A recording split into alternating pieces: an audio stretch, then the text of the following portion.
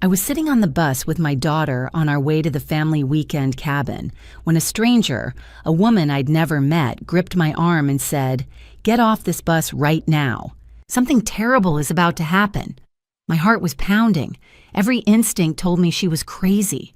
But something in her eyes, something urgent, something terrified, made me believe her.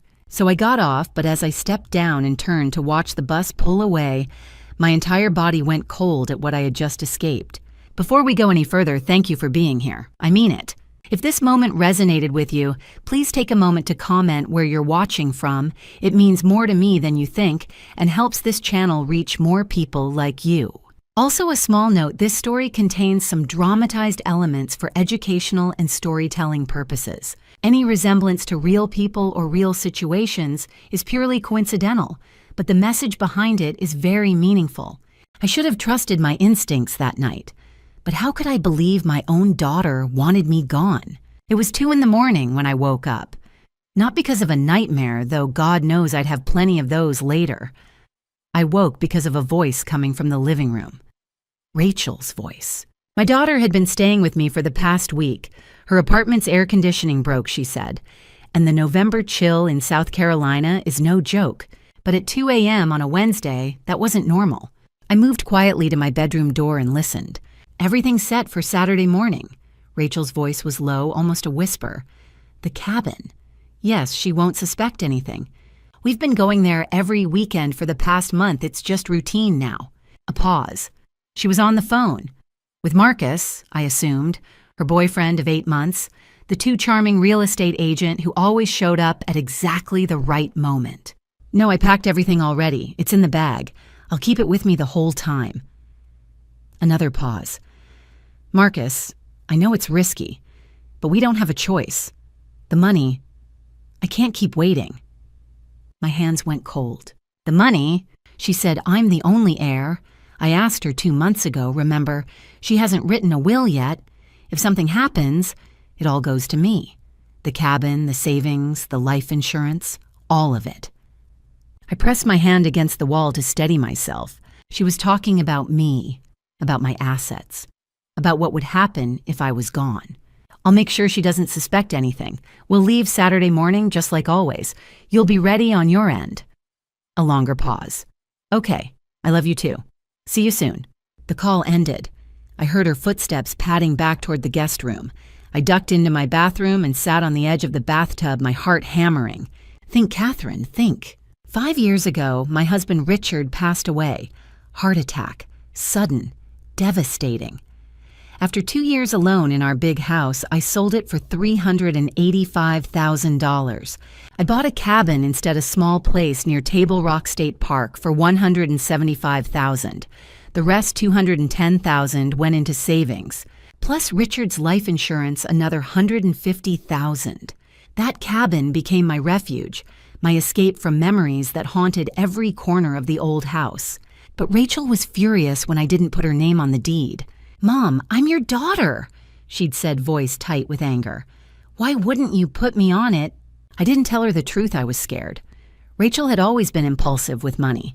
She was drowning in debt, $95,000 between credit cards, bad investments, and personal loans. If I gave her co-ownership, she might take out a loan against it and we'd both lose everything. So I said no, and she stopped calling, stopped visiting, until Marcus came into the picture. Then suddenly, she was back, attentive, sweet, asking about my health, my finances, my plans. 2 months ago, she'd asked point blank, Mom, have you written a will yet? I'd laughed it off. Honey, I'm 68, not 90. I'm healthy. There's no rush. But if something happened, who would inherit? You, of course, I'd said. You're my only child. Everything would go to you. She'd smiled, hugged me, said, I love you, Mom. At the time, I thought it was sweet. Now, sitting in my bathroom at 2 a.m., that conversation felt different. If something happens, it all goes to me. I didn't sleep the rest of that night. I lay in bed staring at the ceiling, replaying Rachel's words over and over. Everything's set for Saturday morning. The cabin. She won't suspect anything. Maybe I was overreacting. Maybe I was a paranoid old woman who'd watched too many true crime shows. Maybe Rachel and Marcus were planning something perfectly innocent. But my gut, the same gut that told me to sell the house, the same gut that told me not to put Rachel on the deed, was screaming at me. Something is wrong. Saturday morning was 3 days away. I had 72 hours to figure out if I was paranoid or in danger. I spent the rest of that night trying to answer one question. When did things go so wrong between us? Rachel was born when I was 30, our only child. Richard's job as a civil engineer kept him away for weeks at a time, so I raised her mostly alone. I went to every school event, packed her lunches, stayed up when she had nightmares. For 18 years, it was just the two of us.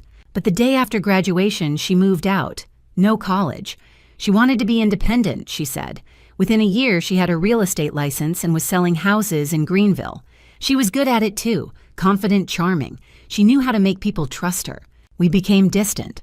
Birthday calls, Christmas visits, polite texts. We weren't close anymore. Then 8 months ago, everything changed. Mom, I want you to meet someone. Marcus Henley, 42, also a real estate agent. When I met him for dinner, he was perfect. Too perfect. He asked questions that felt wrong: how long I'd lived in Greenville, whether I owned my home, what my retirement plans were. Personal questions wrapped in politeness. He's wonderful, isn't he? Rachel asked later. I said yes, but something felt off. 3 months ago, I told Rachel about the cabin. $175,000 for a small place near Table Rock, my sanctuary. Her reaction shocked me. I want to be on the deed. I blinked. What? Put my name on it. I'm your daughter. If something happens to you, I'd inherit it anyway, right? My stomach tightened. Rachel, I just bought it. I want it in my name. Why don't you trust me? I didn't, and she knew why. Rachel was drowning in debt. She'd mentioned it over the years: credit cards, bad investments, personal loans.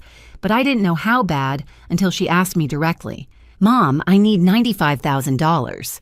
I nearly dropped my coffee. Rachel, $45,000 in credit card debt, $30,000 from a property deal that went bad, $20,000 in personal loans. The interest is crushing me. I'll lose everything if I don't pay it off. $95,000, nearly half my savings. Honey, I can't. You have the money, she said, voice rising. You sold the house. You bought a cabin. You have over $200,000 in the bank. You could help me. I can give you $10,000. That's all I can afford. I'd thought about it carefully. $10,000 was what I felt safe risking. If Rachel couldn't manage her money before, what would stop her from losing more? Her face went hard. $10,000, that's it. Rachel, I'm 68. This money has to last me the rest of my life. She left without saying goodbye. After that, the calls stopped. The visits stopped. Until last week, when she showed up saying her air conditioning was broken. Now, lying in bed at 3 a.m., I wondered if I'd made a terrible mistake. Richard had been gone 5 years. I'd sold our house for $385,000, bought the cabin for $175,000, kept $210,000 in savings plus $150,000 in life insurance, over $500,000 in assets.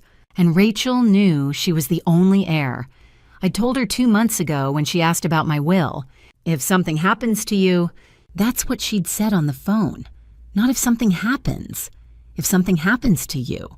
Thursday morning came. I found Rachel in the kitchen making coffee, smiling like nothing had happened. Morning, Mom. Sleep okay? I forced a smile. Fine, you... Great. She handed me a cup. Her hands were steady, her smile warm. But all I could hear was her voice. She won't suspect anything. I sipped my coffee and stared at my daughter. Did I push her away by saying no? Or did saying no push her towards something far worse than debt? We arrived at the Greenville bus depot 45 minutes early, Rachel had insisted. I don't want to miss the bus, she'd said that morning, pacing my kitchen while I finished my coffee. We need to leave now. Now we sat in the waiting area, hard plastic chairs, fluorescent lights buzzing overhead, and she checked her watch for the 3rd time in 5 minutes. Honey, we have plenty of time, I said, reaching over to touch her arm. She pulled away. I know. Are you nervous about something? No. She clutched the canvas bag in her lap tighter. I just want to get there. I tried to smile. It'll be nice. Just the two of us at the cabin, like when you were little. Remember how we used to sit on the porch and... Mom, her voice was flat. I remember. The coldness in her tone stopped me. I looked at her. really looked at her, and saw dark circles under her eyes, tension in her jaw the way her fingers kept drumming against that bag. "Rachel, what's wrong?" "Nothing's wrong. You barely slept last night. You've been on edge all morning. If something's bothering you, you can tell me." "I'm fine." She stood abruptly. "I'm going to the restroom." She walked away before I could respond, clutching the bag to her chest like it contained something precious or dangerous. I sat alone watching other passengers trickle in. An elderly couple, a construction crew, a young mother with a little boy. Through the window, I noticed a silver sedan parked near the far fence. The engine was running. I could see exhaust curling in the cold morning air. The windows were tinted dark. Something about it bothered me. Rachel returned 5 minutes later. Her eyes were red. "Have you been crying?" "No." "Rachel." "Mom, I said I'm fine." She sat down 2 chairs away from me. Not beside me, 2 chairs away. When had my daughter started sitting 2 chairs away? At 8:15 a.m., the intercom crackled. "Now boarding bus 47 to Table Rock. All passengers please proceed to gate 2. Rachel stood immediately, bag clutched to her chest. We joined the line. The elderly couple ahead of us, the construction crew behind. "I'm glad we're doing this," I said, trying again.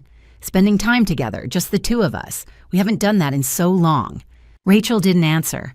She was staring past me out the window at the parking lot, at the silver sedan. "Do you know that car?" I asked. Her head snapped toward me. "What? The silver sedan. You keep looking at it." "I don't know what you're talking about." "Rachel, I'm not—" "Ma'am."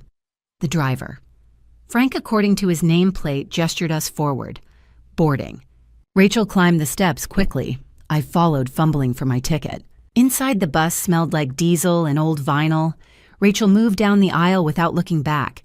She chose a window seat near the rear row 9 and immediately turned toward the glass. I hesitated, then took a seat 4 rows ahead, row 6. Maybe she needed space. Maybe I was being clingy. But as I settled into my seat, I glanced back. Rachel was staring out the window. Her reflection in the glass looked pale, haunted. And her hands, I could see them even from here, were gripping that canvas bag so tightly her knuckles had gone white. More passengers boarded. The construction crew filed past, laughing about something. The young mother carried her son down the aisle, his head on her shoulder. At 8:28 a.m., an older woman with white hair stepped onto the bus. She paused, surveying the seats, then chose one across the aisle from Rachel. Frank closed the doors. The engine rumbled to life. I looked out my window one last time. The silver sedan was still there, engine running. And though I couldn't see through the tinted windows, I had the strangest feeling. Someone was watching us leave. The bus lurched forward, pulling away from the depot. I turned in my seat, looking back at Rachel. She was still staring out the window. But now I realized she wasn't looking at the scenery. She was checking her watch. The bus smelled like diesel and old vinyl. I sat in row 6, watching the Carolina foothills roll past. Pines crowded the roadside. The pavement climbed upward, winding into tighter curves. But I wasn't watching the scenery. Every few minutes I turned around. 4 rows back, Rachel sat pressed against the window, that canvas bag clutched in her lap. Her face was pale, her jaw tight, her eyes distant. She hadn't looked at me once since we'd boarded. At the depot, I'd said, "It'll be nice, just the 2 of us." She'd looked at me like I'd said something painful. Now she sat alone in row 9. I sat alone in row 6. 4 rows apart. It felt like 400 miles. The bus stopped in Easley. A few passengers got off. A few got on. An older woman with white hair took the seat across from me. She nodded politely, then opened a book. Frank closed the doors. The bus pulled away. I glanced back. Rachel was checking her watch. She'd been doing that since Greenville. Checking her watch, checking her phone, looking at the time like she was counting down to something. 5 minutes later, she checked again, then again. Through the windshield, mile marker 47. The road steepened, the curves tightened. On the right, the ground dropped into steep slopes. When had Rachel stopped wanting to be near me? At 8:50 a.m., I turned again. Rachel was looking at me. Not a casual glance, a long, deliberate stare. Our eyes met. For a moment, I thought she might smile, but she didn't. She just stared, memorizing my face. Then she turned back to the window. A chill ran down my spine. That wasn't a daughter checking on her mother. That was someone saying goodbye. The woman across the aisle glanced up from her book. Her eyes flicked toward Rachel. She'd noticed, too. Another sign, mile marker 45. Before I could move, the woman closed her book. She stood and walked toward Rachel. I watched in the window's reflection as she stopped beside Rachel's seat, leaned down, spoke quietly. Rachel went rigid. Then the woman turned and walked toward me. She stopped beside my seat. "You need to get off this bus." I blinked. "What? Right now?" "I don't understand. Your daughter is planning something." Her voice dropped. "I've seen this before. 30 years ago. A woman died because I didn't speak up. I won't make that mistake again." I looked at Rachel. Rachel was staring at us, face-white hands gripping that bag. "Look at her hands," the woman said. Rachel's knuckles were bone white. "Look at what's in that bag." I couldn't see from here, but I remembered how tightly Rachel had held it. "What's in the bag?" The woman's jaw tightened. "Something that doesn't belong on a bus." My heart hammered.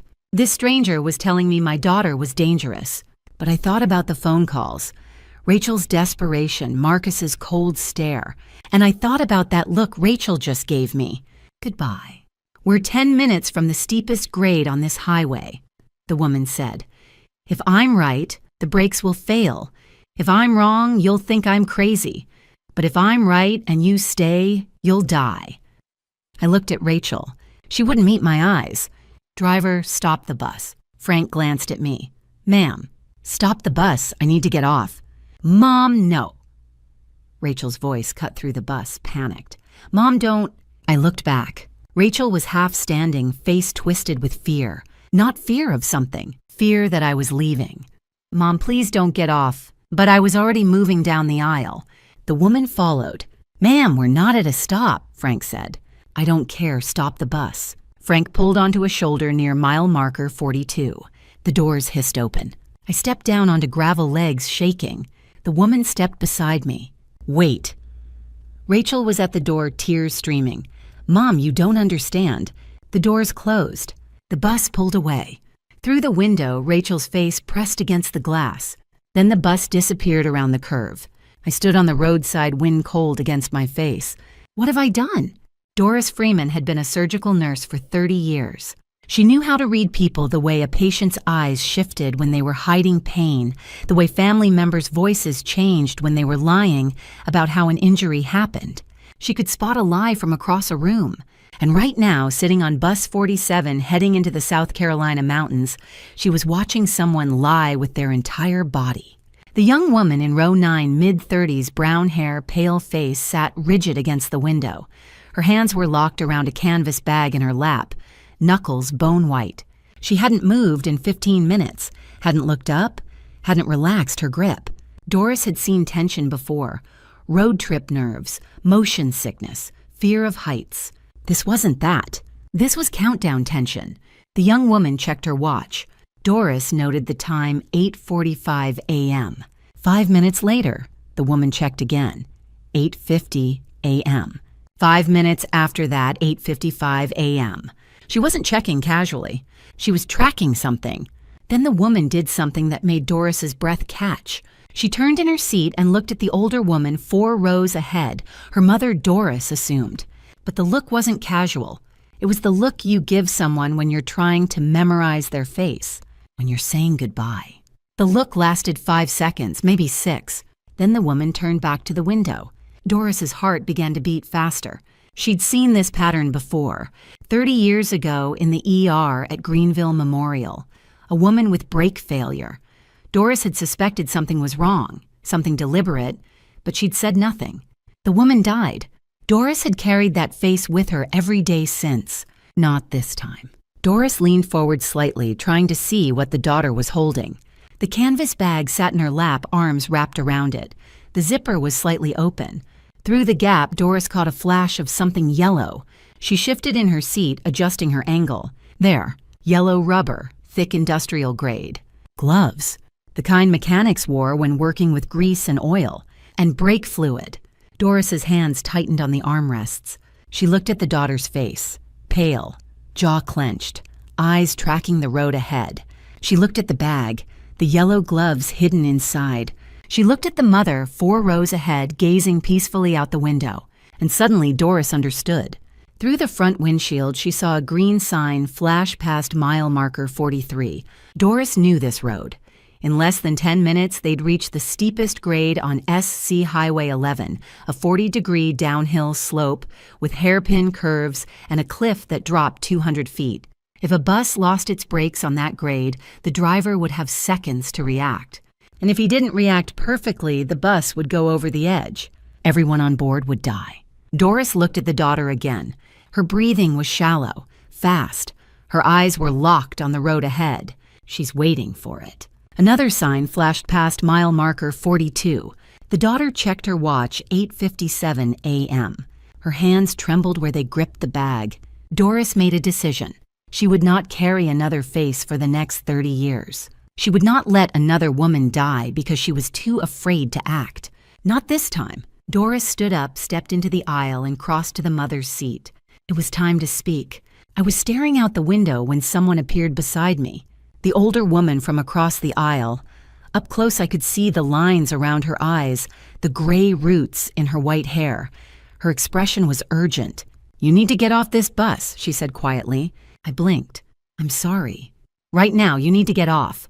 I glanced at Rachel. She'd gone rigid. "Ma'am, I think there's been some mistake." "Your daughter." The woman's voice dropped to a whisper. "She's planning something." My stomach dropped. "What are you talking about?" "I don't have time to explain, but I've seen this before. 30 years ago, a woman died because I didn't speak up." Her eyes locked onto mine. "I won't let it happen again." "That's insane. Look at her hands." I looked. Rachel's knuckles were bone white where they gripped the bag. "Look at what's inside." I leaned forward. Through the gap in the zipper, I saw something yellow. Rubber. "Why would she—" I started, but my voice died. "We're 10 minutes from the steepest grade on this highway," the woman said. "If I'm right, the brakes on this bus are going to fail. If I'm wrong, you'll think I'm crazy. But if I'm right and you stay on this bus, you'll die." I looked at Rachel. She wouldn't meet my eyes. "Rachel." My voice shook. "What's going on?" "Nothing, Mom." Her voice was thin, stretched. "She's confused."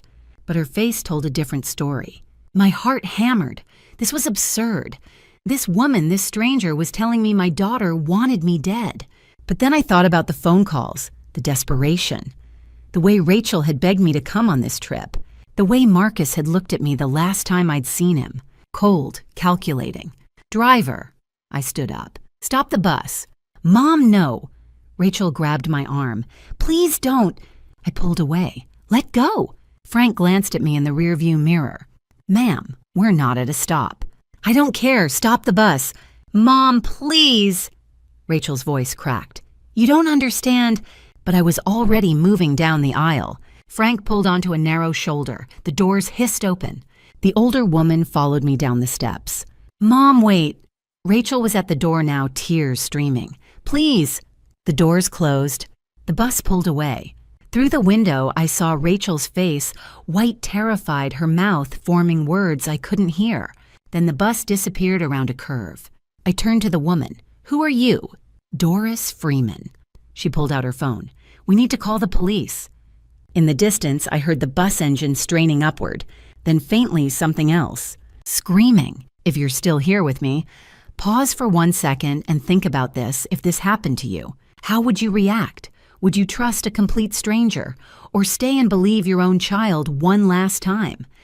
Share your thoughts in the comments below because the next moment is where the decision is made and everything changes. And just a gentle note, the next part of this story includes some dramatized elements created for storytelling and reflection. A few details may not be entirely factual. If this isn't something you wish to continue, you're free to stop watching here. I stood on the gravel shoulder watching the curve where the bus had disappeared. The November wind cut through my jacket. My legs trembled. I wrapped my arms around myself, but I couldn't stop shaking. "What have I done?" I whispered. Doris already had her phone out. Her fingers moved quickly across the screen. "Who are you calling?" 911. She pressed the phone to her ear. "Yes, emergency. We need police and ambulances on SC Highway 11 northbound approaching mile marker 43. There's a Greenville transit bus number 47. The brakes have been sabotaged." My knees buckled. Doris caught my elbow. "Ma'am, how do you know the brakes were sabotaged?" The dispatcher's voice crackled through the speaker. "Because I saw the tools." Doris said, her voice steady. "Mechanic's gloves in the suspect's bag." She cut the brake line. "They're heading toward the steepest grade on this highway. They have maybe 5 minutes before—" She stopped. Through the trees, faint in the distance, I heard the sound of the bus engine straining. Then silence.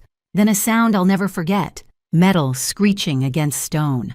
A long, grinding roar. Shouting and screaming. "Oh my God," my voice broke. "Oh my God, they crashed." Doris spoke into the phone, her words clipped and urgent.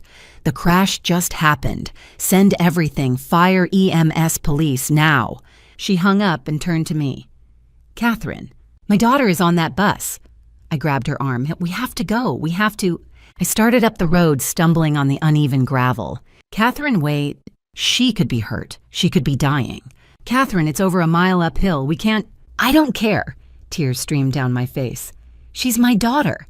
I made it maybe 50 yards before my lungs gave out. I bent over, gasping, my hands on my knees. Doris caught up to me. "Listen to me. Running up this mountain won't help her. The police will be here in minutes. The ambulances—" I can't just stand here. Then we flagged down a car. I looked at her, my vision blurred with tears. "What?" "There's another vehicle coming." Doris pointed down the highway. In the distance, I could see headlights approaching. "We flagged them down. They can drive us up." We moved back to the shoulder. The vehicle grew closer, a pickup truck, dark blue, muddy from mountain roads. I stepped into the road, waving my arms. For a horrible moment, I thought it would pass us by. Then brake lights flared red. The truck slowed, stopped. A man leaned out the driver's window, maybe 45, beard flannel shirt. "You ladies okay?" "There's been an accident." Doris moved to the passenger side. "Up ahead, a bus. Can you take us there?" The man's expression shifted from confusion to alarm. "A bus, Jesus. Get in." I climbed into the back seat. Doris took the front. The truck smelled like coffee and sawdust. "Name's Jim," the man said, already accelerating. "What happened?" "The brakes failed," Doris said. 24 people on board." Christ. Jim's hands tightened on the wheel. "You see it happen." We heard it. The truck climbed the grade engine, growling. I pressed my face to the window, searching the road ahead. Please let her be okay. Please let her be alive. Please. But even as I prayed, another thought crept in. Dark, unwelcome. She wanted you dead. She planned this. She was willing to kill you for money. I squeezed my eyes shut, trying to push the thoughts away. She was still my daughter. No matter what she'd done, she was still my daughter. There. Jim's voice broke through my thoughts. I looked up. Through the windshield, I could see the bus tilted at a steep angle, half buried in a gravel embankment on the right side of the road. And beyond it, 50 yards ahead, a hairpin curve. Beyond the curve, the road dropped away into nothing. Jim slowed the truck. Holy hell. If that bus had reached that turn— It didn't, Doris said quietly.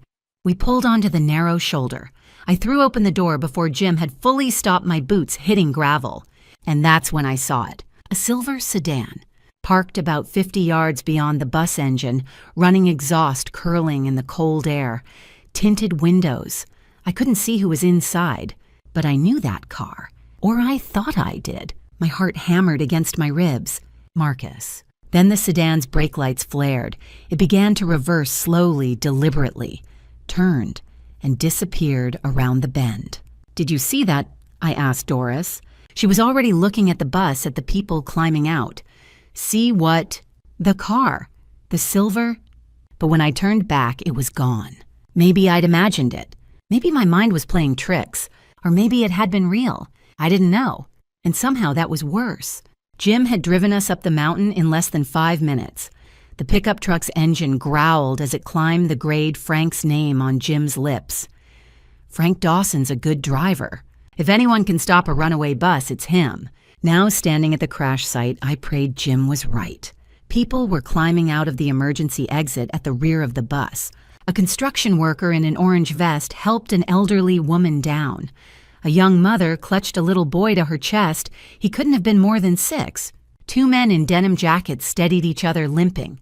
Frank Dawson, the driver, stood near the front, his hands braced on his knees. Blood trickled from a cut on his forehead. His shirt was soaked with sweat. "Everyone okay?" Doris called out as we approached. Frank looked up. His face was gray. "We're alive. I don't know how, but we're alive." Jim was already on his radio. "Yeah, Charlie, I'm on Highway 11 just past mile marker 42. Bus accident. We need ambulances. Multiple injuries doesn't look life-threatening, but yeah, they're on the way. Good." I barely heard him. I was scanning faces, searching. The construction crew, the elderly couple, the mother and child, a teenager, a man holding his wrist at an odd angle. And then I saw her, Rachel. She stood at the edge of the group, half hidden behind two men. Her hair hung in tangles around her face. Her jacket was torn at the shoulder. Her hands hung limp at her sides. But it was her expression that stopped me cold. White, empty, staring. At me. For a moment, we just looked at each other, mother and daughter. Across 20 yards of gravel and wreckage. She didn't move, didn't speak. She just stared. And I realized she was looking at me the way you'd look at a ghost. Because I wasn't supposed to be here. I was supposed to be on that bus. Supposed to be injured. Supposed to be dead. But I was standing here, alive, whole. And she knew that I knew. Rachel's mouth moved. I couldn't hear the words, but I could read her lips. No. No. No. Her legs gave out. She collapsed onto the gravel, her hands pressed to her face, sobbing. Doris's hand found my shoulder. "Catherine, she did this." My voice didn't sound like my own. "My daughter did this." "I know. She tried to kill me." "I know. 24 people could have died. But they didn't." Doris's grip tightened. Frank stopped the bus. He saved them. I looked at Frank. He was sitting on the ground now, his back against the bus, his head in his hands, shaking. "How?" I whispered. "Training, instinct, luck." Doris shook her head. "All three." In the distance, sirens began to wail. Red and blue lights flickered through the trees. The police were coming, the ambulances. And when they arrived, they would ask questions. They would find the cut brake line. They would find the tools in Rachel's bag. And they would arrest her. My daughter, my only child. I walked toward her slowly. Each step felt like moving through water. She looked up as I approached. Her face was streaked with tears. Her eyes were red and swollen. "Mom," she whispered. "Mom, I stopped 3 feet away. I wanted to hold her, to tell her it would be okay. But I couldn't. Because it wouldn't be okay. Not ever again. Why, the word came out broken. Why, Rachel." She opened her mouth, closed it, opened it again. But no words came. Maybe there were no words. Maybe there was no answer that could make this make sense. 2 police cruisers pulled up, lights flashing. Captain Thomas Brennan stepped out of the first one, taking in the scene with sharp, assessing eyes. He walked over to Frank first, spoke quietly. Frank nodded, gestured toward the bus. Then Brennan turned toward me. And I knew. The moment he looked at me, I knew. He'd already figured it out. Or he would soon. Doris stepped forward. "Officer, I'm Doris Freeman. I'm the one who called 911. Brennan's eyes shifted to her. "You said the brakes were sabotaged." "Yes." "How did you know?" Doris glanced at Rachel, then back at Brennan. "Because I saw the tools in her bag." Brennan followed her gaze. Rachel was still on the ground, sobbing into her hands. "Ma'am," Brennan said, his voice gentle but firm, "I'm going to need you to stand up." Rachel didn't move. "Ma'am, please stand up." Slowly, Rachel raised her head, looked at me one last time, and I saw it.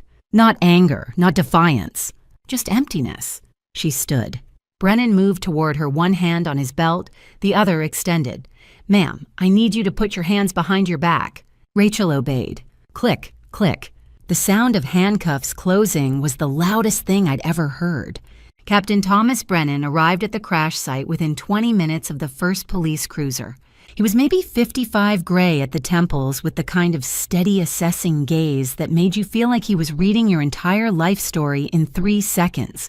He walked the perimeter of the crash site first, studied the bus, the gravel embankment, the cliff 50 yards away.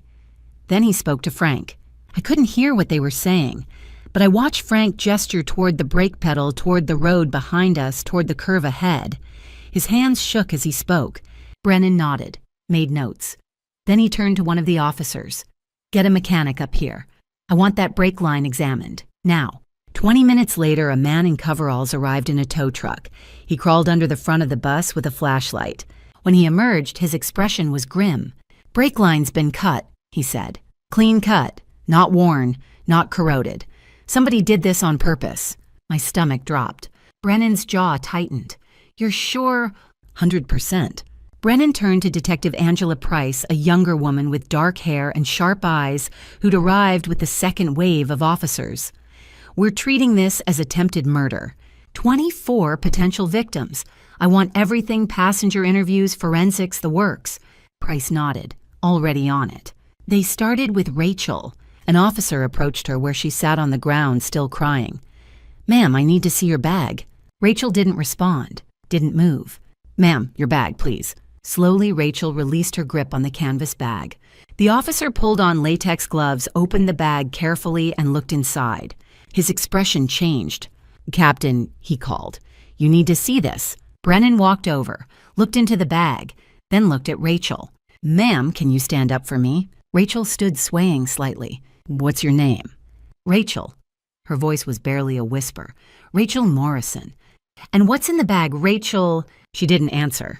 Brennan reached into the bag with a gloved hand and pulled out a pair of yellow rubber gloves. The fingers were stained dark. He sniffed them carefully. "Brake fluid," he said. Then he pulled out a small wrench, a rag stained with grease. He looked at Rachel. "Do you want to tell me why you have these?" Rachel's face crumpled. She covered her mouth with both hands, sobbing. Doris stepped forward. "Officer, I'm Doris Freeman. I was on the bus. I saw those gloves." Brennan turned to her. "When?" "About 8:50 this morning. The suspect opened her bag to get something. I think it was a water bottle. That's when I saw the gloves. Yellow rubber, stained. I'm a retired surgical nurse. I know what brake fluid looks like." Brennan's gaze shifted back to Rachel. "Rachel Morrison, you have the right to remain silent. Anything you say can and will be used against you in a court of law.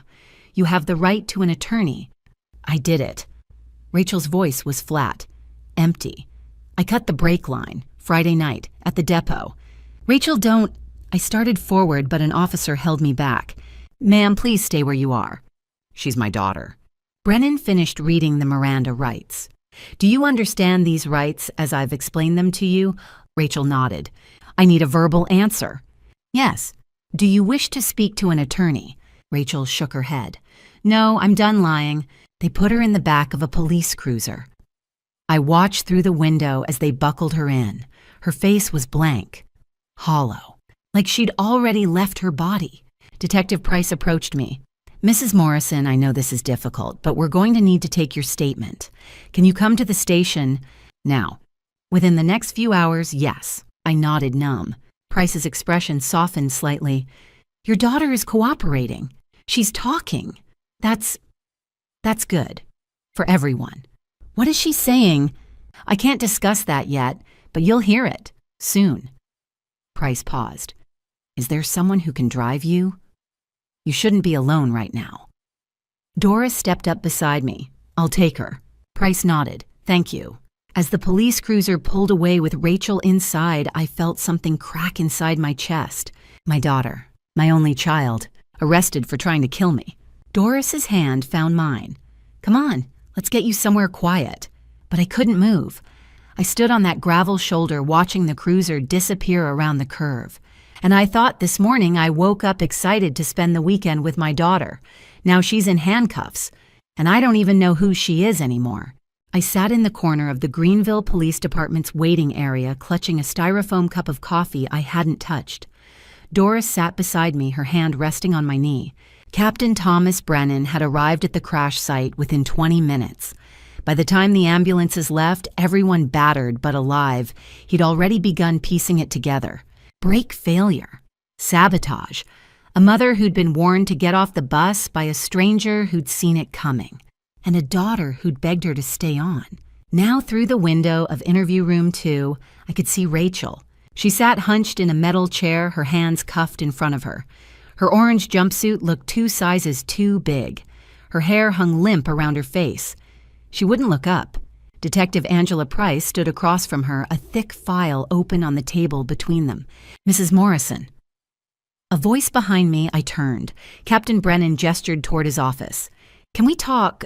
Brennan's office was small and cluttered case files stacked on every surface, a map of Greenville County pinned to the wall. He motioned for me to sit. "Your daughter confessed," he said, without preamble. "She admitted to cutting the brake line on Bus 47 Friday night at the depot." My hands went numb. "She also named her boyfriend Marcus Henley as the one who planned it." Brennan pulled out a photograph, a driver's license. Marcus's face stared back at me cold and smug.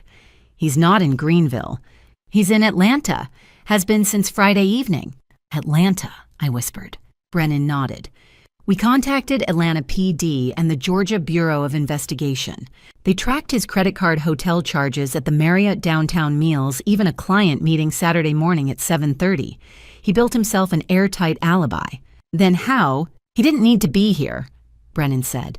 "He manipulated your daughter into doing the work, convinced her it was the only way out of her debt, told her that when you died, she'd inherit enough to solve all her problems." I closed my eyes. The room tilted. "We've issued a fugitive warrant," Brennan continued. "He's on the run cross state lines into Florida. The FBI is involved now under Title 18, Section 1073, unlawful flight to avoid prosecution. Special Agent Lisa Chen out of the Atlanta field office is coordinating. They picked up his trail heading toward Miami." "How long?" 48 hours, maybe less. He won't get far." I swallowed hard. "What about Rachel?" "She'll be charged with attempted murder and conspiracy. So will Marcus. We're looking at 15 to 20 years. 15 to 20 years. My daughter, my only child." "Mrs. Morrison," Brennan said gently, "I know this is overwhelming, but there's something else." He paused. "Detective Price will want to ask you about what you saw at the scene." My heart stuttered. "What I saw?" "You mentioned something to one of the EMTs about a car." Detective Angela Price met me in a smaller interview room. She was younger than Brennan, mid-30s, sharp-eyed with dark hair pulled into a tight bun. She had a notepad open in front of her. "Mrs. Morrison, I understand you observed a vehicle at the crash site. Can you describe it?" I hesitated. "A silver sedan. It was parked on the access road, maybe 50 yards past the bus. The engine was running. Price's pen stopped moving. Silver sedan. Yes, tinted windows. I couldn't see who was inside." I swallowed. It backed away and left before anyone else noticed." She made a note, her expression unreadable. "What time was this?" "Around 9:11, maybe 9:12, right after we arrived." "And you're certain it was there?" I hesitated. Was I certain? In that moment, I'd been so sure. But now, sitting under fluorescent lights with my daughter in handcuffs 50 feet away, I didn't know. I think so," I said slowly. I was in shock. I just realized my daughter tried to kill me. My voice broke. Maybe I imagined it. Price leaned back. "We'll check trail camera footage from that time frame. Could be someone who stopped to help and panicked when they saw the damage." She paused, her gaze steady. "Or it could be exactly what you think it was." "What do I think it was?" She didn't answer, but I heard the unspoken words anyway. "Or your mind was playing tricks on you." An hour later, they brought Marcus Henley in. Not to Greenville. He was arrested at a budget inn near Miami International Airport trying to buy a one-way ticket to Cancun with cash. The FBI extradited him back to South Carolina within 72 hours. When I finally saw his mugshot on the news, I stared at it for a long time. Silver sedan, tinted windows, an accomplice no one could name, or a ghost conjured by a terrified mind. I still don't know which, and maybe I never will. I sat in a small room at the Greenville Police Department. One wall was glass one-way, Detective Price had explained. I could see into the interview room. Rachel couldn't see me. She sat at a metal table, her hands cuffed in front of her. She looked small, fragile, like a child. Price sat across from me in the observation room, a recorder on the table between us. "Are you ready?" she asked gently. I wasn't, but I nodded anyway. She pressed play. Static. A chair scraping. Then Rachel's voice, thin, hollow, defeated. "My name is Rachel Ann Morrison. I'm 36 years old and I tried to kill my mother." My hands clenched in my lap. I owe $95,000, $45,000 in credit cards, $30,000 from a real estate deal that went bad, $20,000 in personal loans. I asked my mom for help multiple times. She said no. She said I needed to figure it out myself, learn to be responsible. A pause, breathing. I was angry. I thought she was selfish. She had money, the cabin savings, life insurance, and she wouldn't help her own daughter. I closed my eyes, tears burning behind my lids. That's when Marcus said he could fix everything, but I needed money, a lot of money. He did the math. If my mom died, I'd inherit $535,000. The cabin was worth $175,000. She had $210,000 in savings and a life insurance policy for $150,000. He said it would solve everything, all my problems, all our problems. My stomach twisted. He said Mom was old anyway. She'd had a good life. We deserve this more than she did. I opened my eyes, stared at the glass, at my daughter on the other side, her head bowed. I didn't want to believe him, but I was desperate, and he made it sound so reasonable. Friday night, Marcus and I went to the Greenville bus depot. He knew the security blind spots. We found bus 47. He showed me where the brake line was, how to cut it. He said it had to look like an accident, brake failure on a mountain road. People die that way all the time. A sob caught in my throat. Marcus told me not to throw the tools away in Greenville. Too many security cameras. He said to bring them on the bus with me. Wait until after the accident. Then bury them near the cabin where no one would ever find them. So that's why she'd held the bag so tightly. He told me to keep it between my feet, never let it out of my sight. But I was thirsty. I opened it to get my water bottle. That's when the old woman, Doris, saw the gloves. I didn't think she'd figure it out. I didn't think anyone would, but she did. And when she told my mom to get off the bus, I panicked. Rachel's voice broke. I begged Mom to stay, not because I wanted to save her, because if she got off, the plan wouldn't work. 24 people would survive, and I'd go to prison for nothing. I pressed my hand to my mouth, fighting nausea. I thought my mom didn't love me anymore. She wouldn't help with the debt. She wouldn't share the cabin. Marcus said she was selfish, that she didn't care about me. But I was wrong. She wasn't being selfish. She was protecting me from debt, from bad decisions, from myself. And I repaid her by trying to kill her. Silence, long and heavy. Then, I deserve whatever happens to me, but Mom, if you're listening, I'm so sorry. I'm so sorry. Detective Price stopped the recording. The room was silent except for the sound of my breathing, ragged, uneven. Mrs. Morrison. Price's voice was gentle. Are you all right? I shook my head. Can I see her? Not today, but soon, when you're ready. I don't know if I'll ever be ready. Price nodded. That's understandable. I stood on shaking legs. What happens now? Your daughter will be formally charged. Attempted murder, conspiracy. She'll likely face 15 to 20 years. 15 to 20 years. My daughter would be 56 when she got out. If she got out. I walked out of the police station into the late afternoon sun. Doris was waiting by her car. How are you? She asked.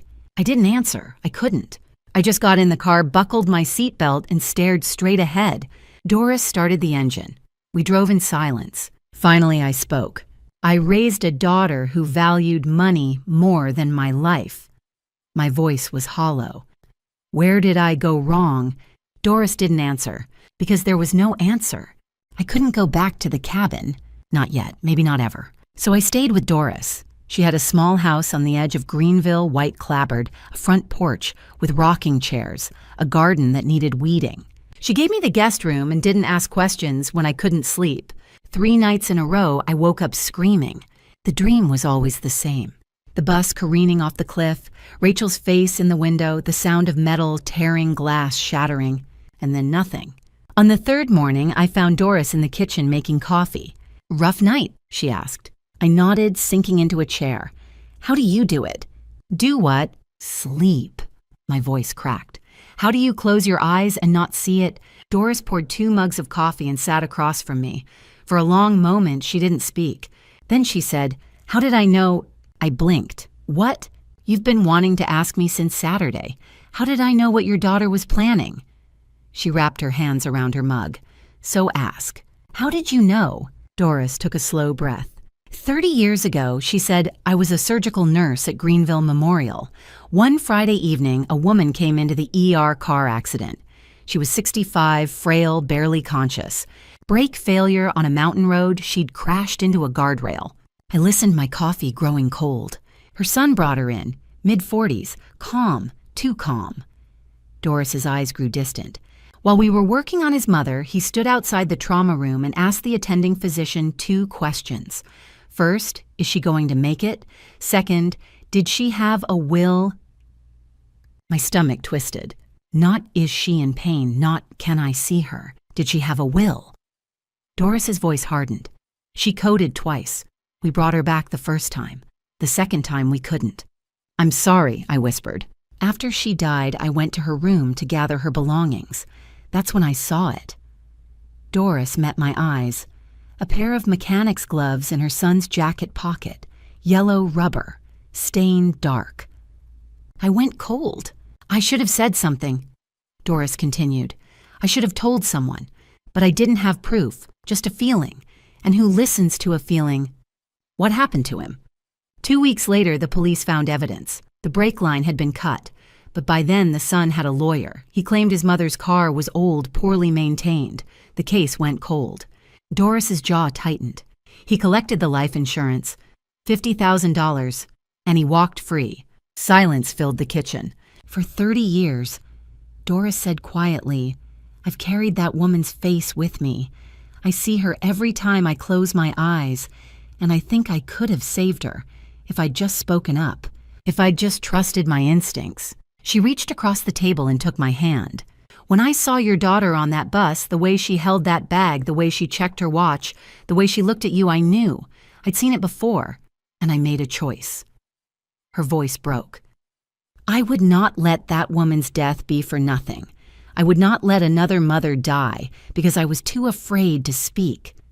Tears burned my eyes. You saved my life. I saved 25 lives, Doris corrected, including yours. But you saved me. I squeezed her hand. How do I thank you for that? You don't. Doris smiled, sad and weary. You just live. You live a good life. And maybe someday you save someone too. I thought about that for a long time. Then I asked, do you think she meant to survive Rachel? Yes.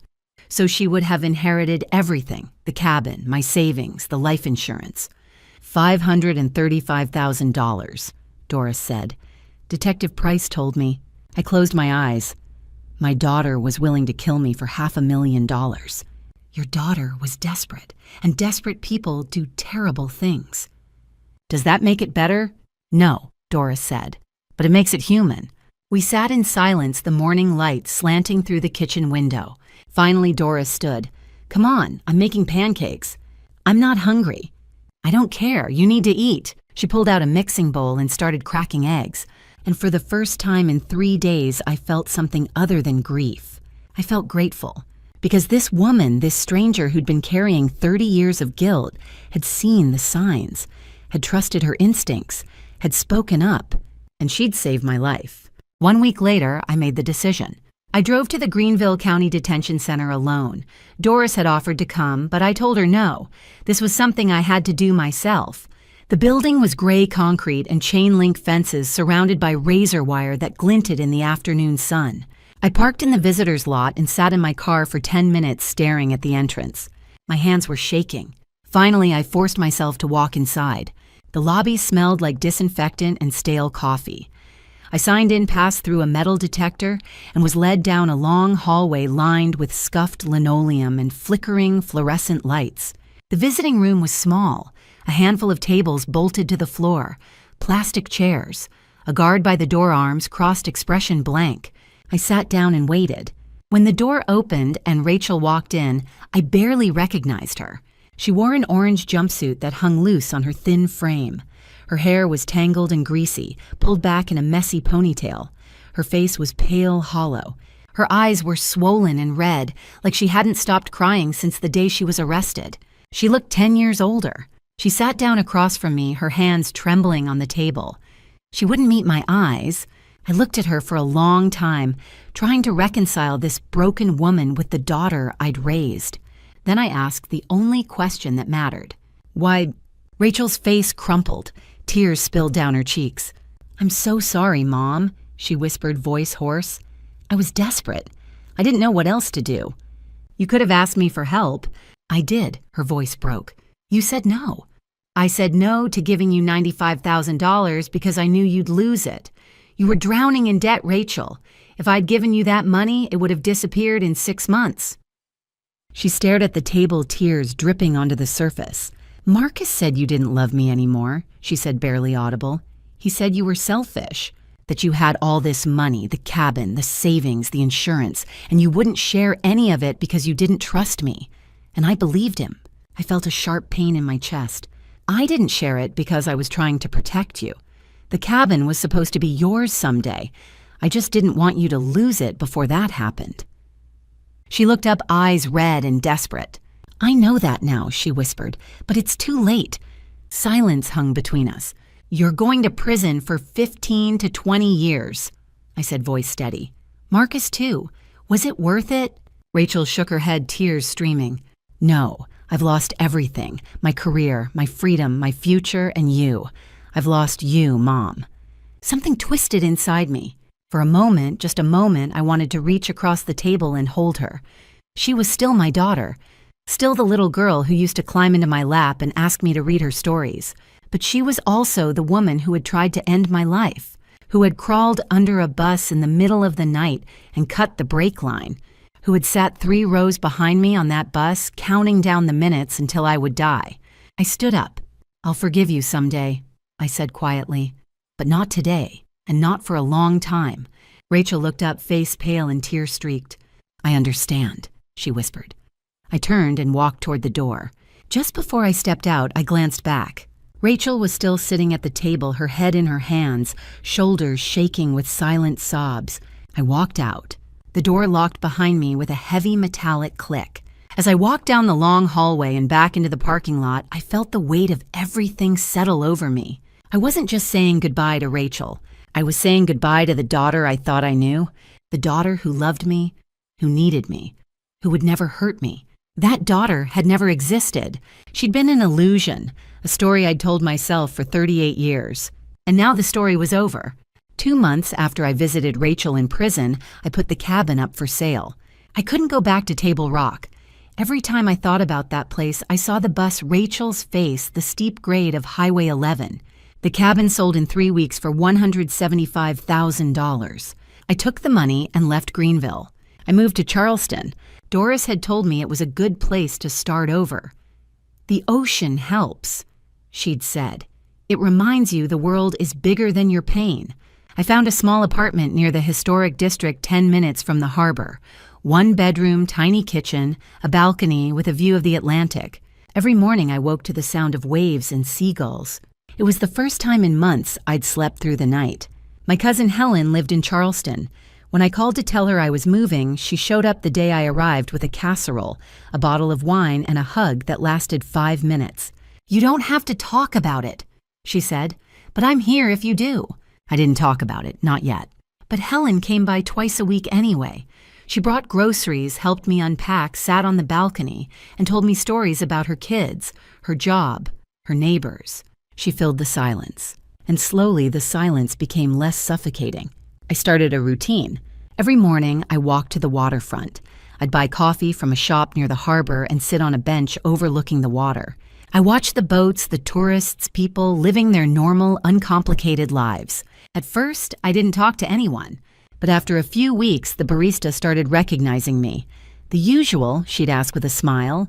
A woman on the walking path nodded at me one morning. "Beautiful day, isn't it?"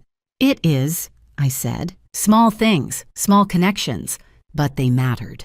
I met a neighbor, a retired teacher named Margaret, who lived 2 doors down. She invited me to a book club. I almost said no, but then I thought about what Doris had told me.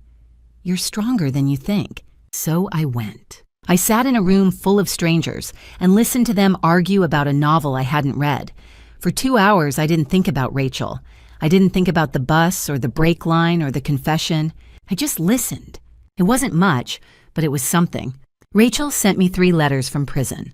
They arrived one by one, her handwriting shaky on the envelopes. I didn't open them. I wasn't ready. Maybe I never would be. I stacked them on the kitchen counter unopened and tried not to look at them. Doris called me every week. "How are you doing, honey?" "I'm okay," I'd say. And I meant it. Not healed, not whole, but okay. "You're doing better than you think," Doris said one evening. "You sold the cabin. You moved. You're meeting people. You're building a life. That takes strength." I looked out at the ocean, the sun setting in streaks of orange and pink. "I don't feel strong." "You are," Doris said firmly. "You're stronger than you think." I wanted to believe her. Some days I woke up and felt the weight of everything crushing me. I thought about Rachel in that prison cell, the daughter I'd lost, the daughter who'd never really existed. But other days, I woke up and made coffee and walked to the harbor and felt the ocean breeze on my face. And I thought, I'm still here. I'd lost my daughter, but I'd found myself. Not the version who'd spent 20 years raising a child alone. Not the version who'd sacrificed everything to give Rachel a better life. A new version. A version who was learning to live for herself. It wasn't easy. It wasn't fast. But it was mine. 18 months later, I stood in front of 15 children at the Charleston Public Library, holding a picture book about a bear who was afraid of the dark. "Can anyone tell me what the bear is feeling?" I asked. A little boy in the front row raised his hand. "He's scared." "That's right, Noah, he's scared. But what does he do about it?" Noah thought for a moment. "He asks for help." Exactly. I was 70 years old. For the first time in my life, I was teaching kids to read not for money or recognition, just because I wanted to. Every Tuesday and Thursday afternoon, I volunteered at the library leading a free reading program for children, ages 6 to 10. Some were struggling readers. Some just loved books. All of them made me feel like my life still had purpose.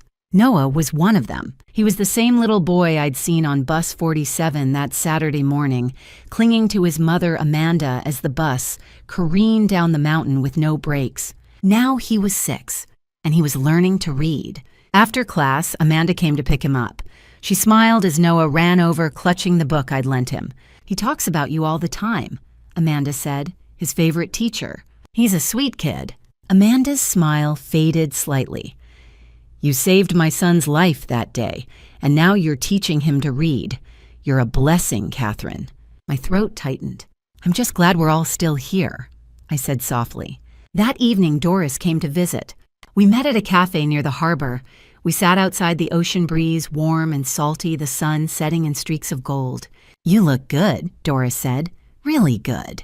"I feel good," I said, and I meant it. Doris raised an eyebrow. "I heard you read Rachel's letters." I nodded. "Last week, all 15 of them. And she's changed. She's taking responsibility, not blaming Marcus anymore, not blaming me. She's taking college courses in prison psychology." "Psychology," Doris repeated. "Maybe she's trying to understand herself." "Maybe. Are you going to visit her?" I looked out at the ocean. "Maybe, someday, when I'm ready." "And when will that be?" "I don't know, but I've spent 18 months learning how to live again. I'm not going to rush that." Doris reached across the table and squeezed my hand. "You're doing just fine, honey." We sat in silence, watching the sun sink toward the horizon. Then I said, "I've learned 3 things." Doris waited. "First, trust your instincts. If something feels wrong, it probably is. Second, people can surprise you for better or worse. And third," I paused. "It's never too late to start over." Doris smiled. "Amen to that." That night, I went home to my apartment overlooking the ocean.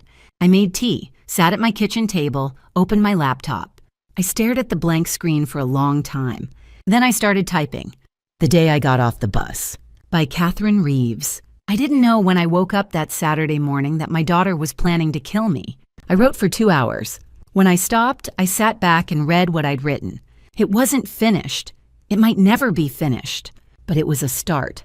Some stories don't have happy endings, but they can have hopeful ones. And I've learned that hope is enough. Looking back at everything that happened, I want to tell you this: trust your instincts. Don't ignore that voice in your head when something feels wrong, even if it's about someone you love.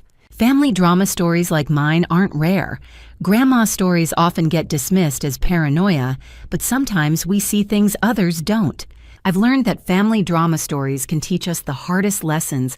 Blood doesn't always mean loyalty, and love doesn't always mean safety. Don't be like me.